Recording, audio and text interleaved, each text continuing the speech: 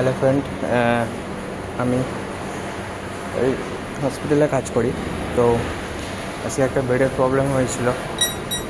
বেডটা হঠাৎ shut down হয়ে গেছে, পেশেন্ট ছিল বেডে।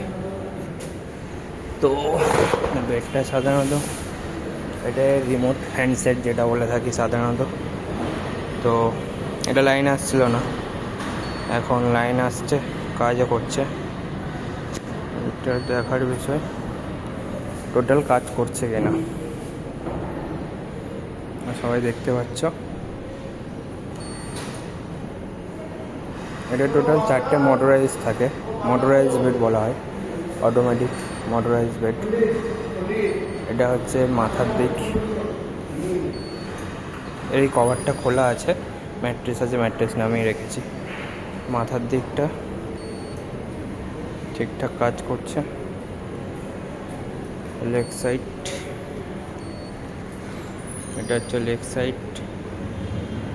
আর এটা হচ্ছে চেয়ার মোড, অপশানটা হচ্ছে chair mode. Leg side and head side দুটোই উঠবে, দেখতে পাচ্ছ সবাই।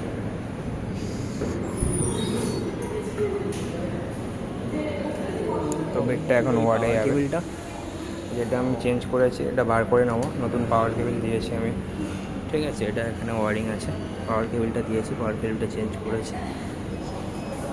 পাওয়ার কেবিল চেঞ্জ করতে রিমোটে লাইন চলে এসছে।